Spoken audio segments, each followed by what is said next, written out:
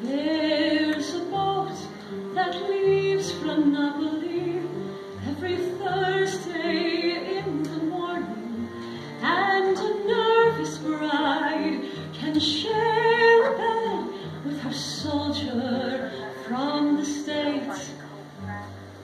For a week the ocean carries them over lost and churning water, and they land in New York Harbor and to Pennsylvania Station, where they board a train that slices like a scythe through the fields of America.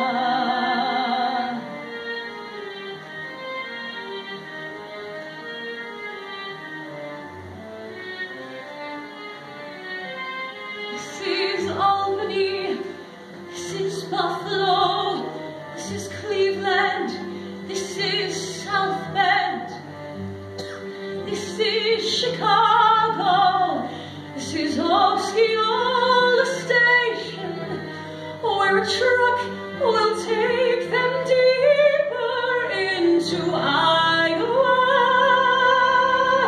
to Winterset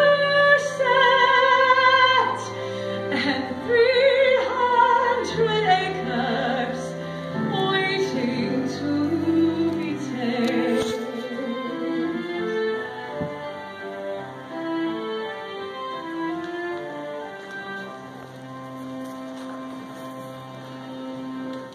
And blade of grass, and ear of corn, by ear of corn, and bale of hay, by day, they build themselves a home. And day by day, and year by year, from boy to man, from calf to steer, what's lost from there may not grow here, but comes the sun. Look what they've done. They've built themselves a home. At 21, a girl begins to grasp the world and how it spins.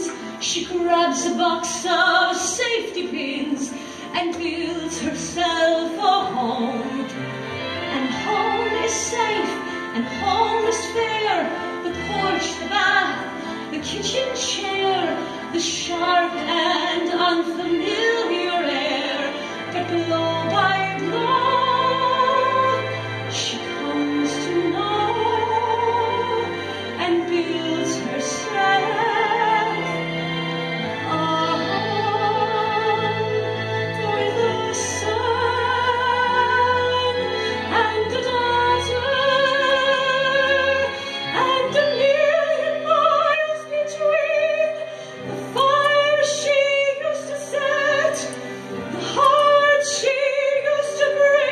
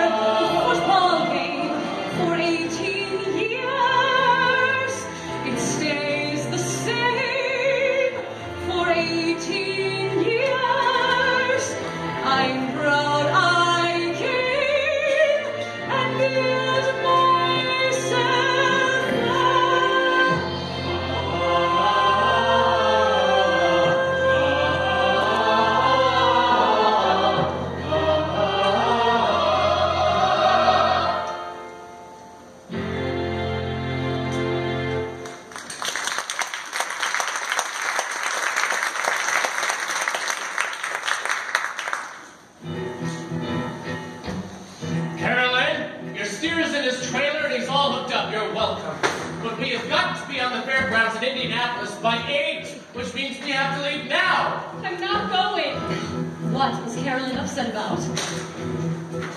Fran, you know the drill. Now look, if anything goes wrong, I know you think it never will, but if it does, they know next door, you're here alone. Did you and Carolyn have a fight? Now Fran, you're free and clear. We got the fences fixed already, so while we're out with the steer, you should be fine. But if you're not, pick up the phone. Oh, I want that shirt. That's Carolyn's! You know there's room for you to come, although I take it back, it's not. We got the steer, we got the kids, and then the tent, which I forgot. We gotta get out on the road before the trailer gets too hot, and we'll be home before you know it. We'll be home before you notice that we're gone. 3 days isn't very long, so if anything goes wrong, just hold on tight. The end's in sight, then we'll be home. Tell me what you said to Carolyn. I didn't say anything. I'm sure she's just nervous. She's won the state and the region with that steer. What she got to be nervous about? She's nervous because this is the national. Drive like you said, I'm 16, I'm 16. Right now, You gotta go back on your word. Mother. Come on, I drive better than you. I tell you now. What did I say? To go get the lunch? I'm not squeezing in the middle. I gotta get out on the road. I don't have time to sit and wait. We get a worse spot in the solver every minute that we're late. And I can see by how you're looking that you think it's really great that we'll be home before you know it. I can't believe this. We'll be home, and then I won't do this again. Yeah, sure, you're laughing at me now when I got 2 kids and a cow. I got a show. We gotta go. Then we'll be home. Carolyn! I'm not going. I'll be in the truck. Then we're going without you. You can't do that. Steer's her steer. I don't care if it's your steer. We'll change the name on the registration. Say she got sick. I'm not kidding. I'm not putting up with this. Sweetheart, it's Mom. Do you have to be a jerk? I'm sorry you got upset with Dad, but you were so hard with Steve.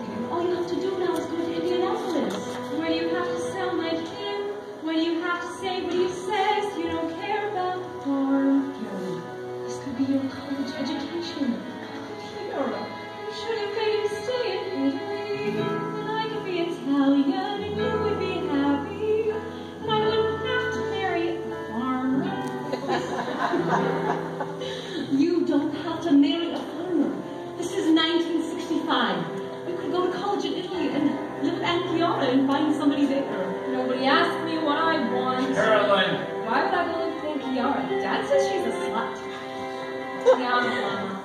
Coming! You're gonna be okay here, right? I've got a book I want to read. I've got new recipes to try. Where I'm just a pretty sitting here, just staring at the sky. But I can't get out of this kitchen till you finally say goodbye. And you'll be home before I know it.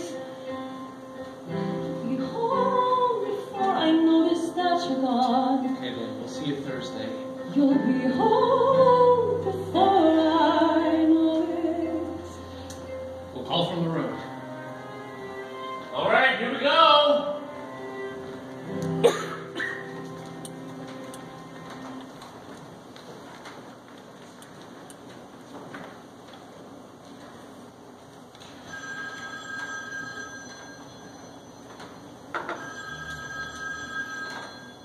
Johnson's. Hey, Marge. Hi. Hi, Marge. Did everybody get away okay? Yes, they left this morning. I'm so glad they let me stay home. You know, I don't like these fairs, but it's a good time for Michael and Carolyn to spend with their dad. He lets them eat whatever they want. Fudge, corn dogs. So are you going to do some sketching or get a haircut, maybe? No, I'm not doing a thing for 3 whole days. No laundry, no cooking, no cleaning. I'm just going to sleep late and drink lots of iced tea and take long walks and read seed catalogs. Maybe read seed catalogs. Marge, there's somebody coming up my driveway in a red truck. Well, if it's a salesman, you don't even think about letting him on your front porch. Don't worry, Marge. I already have everything I need. I'll call you later. Okay, bye.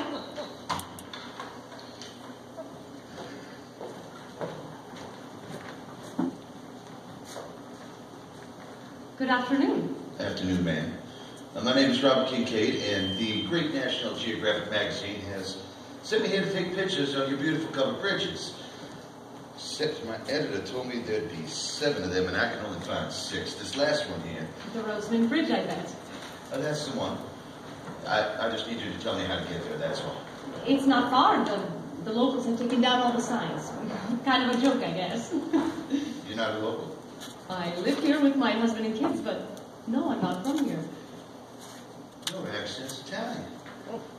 I was in Naples not too long ago. You were? Uh-huh.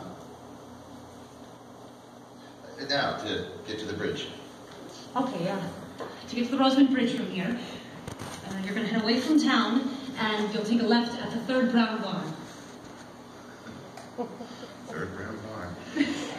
You know, it's getting late, and I only need to be there 5 minutes anyway, so I'm going to head back to the Moore Court and try again in the morning, all right? Thank you for your help. It's the brown barn with the bright blue sign beside it. Oh, okay, I do remember that. Then after the barn, you'll take a left and go around the tractor, which John leaves on the road this time of year. On the unmarked dirt road. It sounds worse than it is, but if it would help, I could drive down there with you and you could follow me in your truck. No, I don't want to be in trouble. No, it's no trouble at all. I was on my way to the library, but it's closed now, so you're really only going to be there 5 minutes. There's no point in even taking 2 cars. I'll drive down there with you, and you can bring me back here on your way to the motor court. I will. Thank you. Thank you.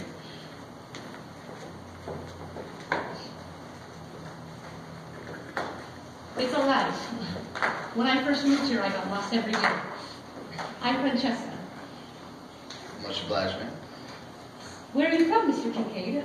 You sound like you might be Southern. Well, I am from Texas, but I moved up to Washington now. I'm sorry about this mess. You tend to live in your truck when you're on a road trip like this. You just drove halfway across the country.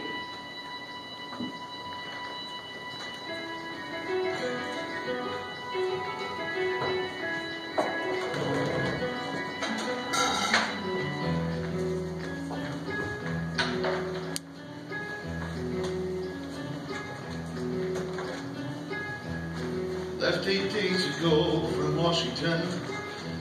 Got a place there on the Sound. Took Route 2 east out of Spokane. This old truck, she's been around.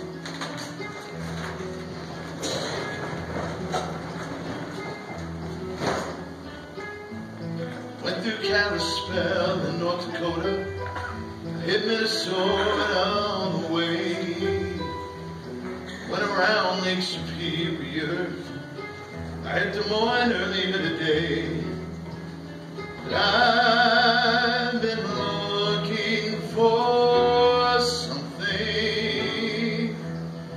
Every bridge that I've crossed. Sometimes you can feel your life becomes unreal when you're temporarily lost. All right. I'm so sorry. Spend your time behind the camera. Sometimes you almost disappear. You see a waterfall in Cameroon. You start to wonder why we're here. You gotta touch it with your fingers. Feel the way the water flows. Till you figured out the meaning. At least I think that's how it goes. I've been looking for something.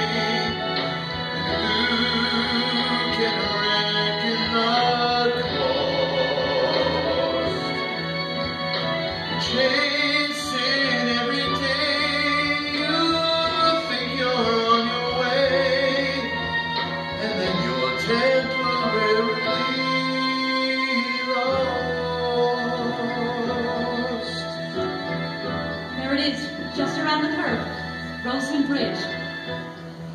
Now it seems to me the way you find the key is to be temporarily lost.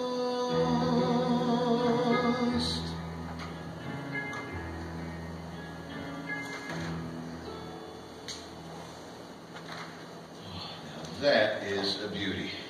It'll be perfect for a picture of sunrise. You know, I'm actually going to do a little bit of recon here if you don't mind. I haven't been down here in a long time. I'll just wait here. You know, I said I'd be 5 minutes, but it's going to be more like 10. Take your time. And then I'll get you right back home.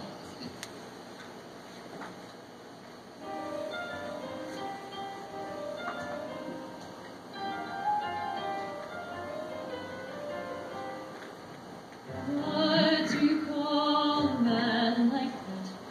How do you even try to give it a name? Classification. What do you call a man like that? How do you even try? A kind of wind blown from the past. Where do you find it? From what time or place or fairy tale? From someone so ridiculous, so earnest, so strong. All right, all done then. Ready? Actually, you know what? Just one more second. What do you call a man like this? How to describe his hands so tense and so easy, so controlled but unpredictable, the tornado of his eyes, shine bright, find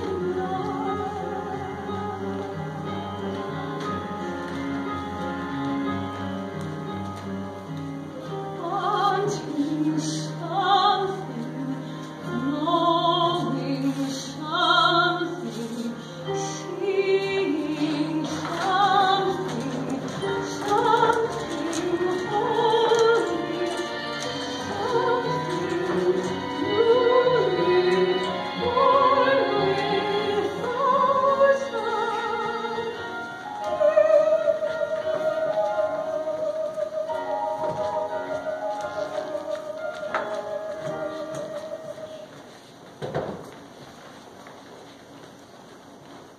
Was it that sketch you had there? Is that of the bridge? No, a grocery list. Just drive around to the back. Back? Well, you can park in the street there while I get us a glass of tea. Oh, no, I couldn't. But it's hot and the tea's already made. All right, then. But I do need to keep my film cool, so do you have any ice in there that I can have? You can put your film in the fridge if you want. I bet the photographers have to do that sometimes. Oh, no, that's all right. I'll just put some in my cooler. Thank you, though. Okay, come on in. Hope you like your tea. Oh, I am so sorry. I do. Oh, my. Excuse me. Is that the first thing you do when you come in is take off your shoes? I guess I do. Not you, I see. No, ma'am. A real cowboy's supposed to die with his boots on if he can. Is that what you consider yourself? A cowboy? No, not really. I don't know why I said that. Oh, I forgot about the ice for your film. And let me help you with that. Those trays can stick to your fingers when they do the ice. Here.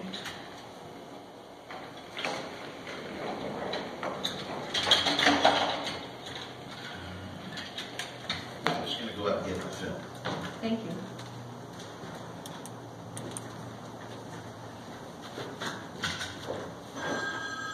Michael, what is in your mouth? Beef jerky. Gross. Johnson's. Michael says that I can't wear his red shirt. says that he has to wear it or else he won't win. But if he wears it, it'll stink and his presentation is right before mine. I don't think. You think. Do we have another red shirt you can bring me? For one thing, your dad would not sit there and wait for me to bring you another red shirt. And for another thing, Michael, you don't need luck to win. But if Carolyn is scared, the shirt will help. Thanks, Mom. I told you she'd say that. Is that what you're gonna do? Call mommy for the rest of your life?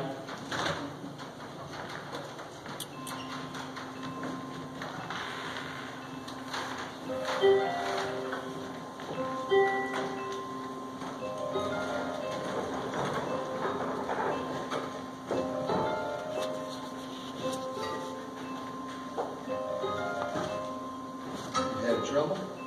No. Carolyn and Michael are with their dad on their way to the Indiana State Fair. Carolyn has a very good chance of winning the... I'm sorry. My children are at a gas station arguing about who gets to wear the lucky red shirt. And you said the girl gets to. I do. How did you know? Boys need to work for their luck. And girls need it more with everything they got going against them. I brought in some beer. How you like one? I'd like that. All right. One beer, and then I will leave you to your peace and quiet. You washed up and put on a clean shirt. I did. Can't really trust those showers at the motor torch anyway. What do you mean with everything the girls are up against? Well, I guess it's just some of the things I've seen in the world, and I'm sorry, I shouldn't have said anything. No, please. Well, the truth is, when I went out there, I was actually hopped in the truck to leave, but I changed my mind considering how nice you've been to me and all, but I promise you I'm not that good a company. I'm glad you didn't leave. I was hoping maybe you'd show me more pictures of Naples. That's where I'm from. Did you say you were there recently? I did, but I don't think I have those with me. But I do appreciate all this. To the National Geographic? To the National Geographic.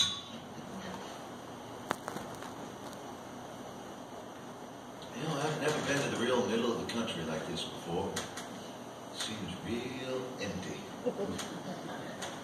It is. It's not what I dreamed of as a girl. But I told you when we first met that... Bud, is that your husband? The mailbox outside said Richard Johnson. Bud's what everybody's called him since he was a boy. Right, well, Bud said when you first met him. He said, there are a lot of things you won't find in Iowa, but care is not one of them. The people care about each other here. Like last year, at the end of the harvest, Hanson got hurt and had to go to the hospital. So early the next morning, Bud went down to the Hanson place to check on Bob and the kids. Went down to the Hanson place to check on Bob and the kids. One look at that fella's face, I guess I knew what he did. Too proud to admit he's lost, but all his crops went down. Lord knows we'd have backed him up to get a load in town. Damn fool, when the bills came through, he couldn't think of anything else to do. Thought he was gonna lose the farm. Waits till Cora goes downtown, turns the pressure on, and then lays right down. So the hospital took off half his arm. I know it ain't easy. This is a long road. Nothing is easy out there on your own. But if you're ready to stand up, I tell you by God's grace, we're all from the same place, right down to the bone. You're never alone.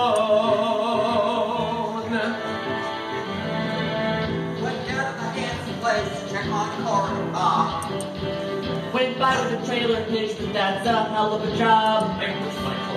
What more chickens do, she's buried in the weeds. Told Henry to wipe his hands with those heavy sprays. Cleaned out the ammonia Let drums. the attic go and Bob's brother comes. Holding 6 acres overall. Had trouble with the baby. Got the State Farm guys to speed up McLean.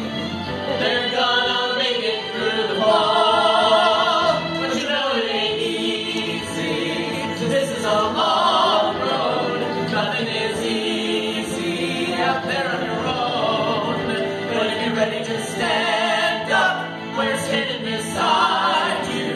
Reach out and we'll guide you through the great unknown. You're never alone. You're never alone. You're never alone. You're never alone.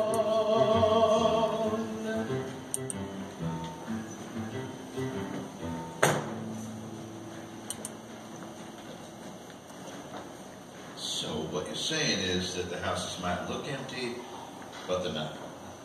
No. People are either working or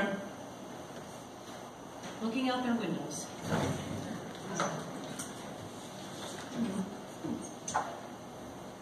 Well, I guess that's my cue to go then.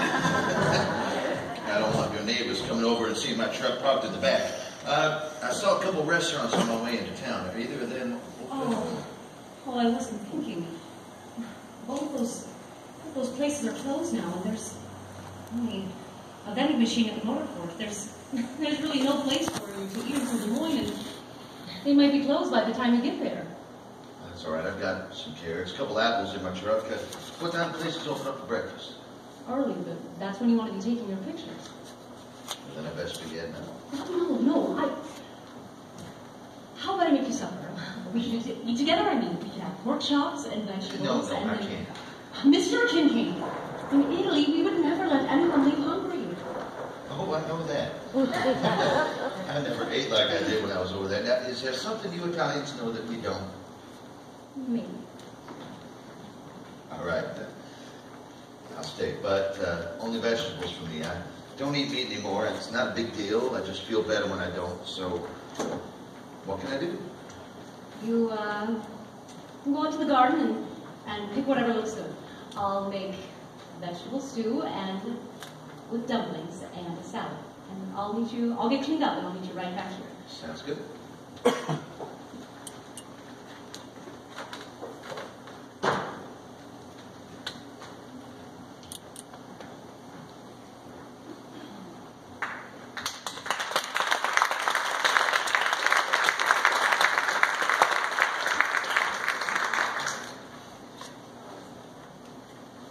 Where's Marge?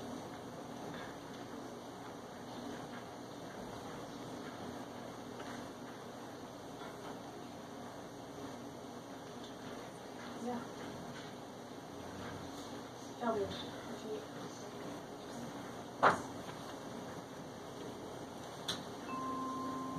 Well, we gotta find, like, just everybody scatter and look for her. Yeah.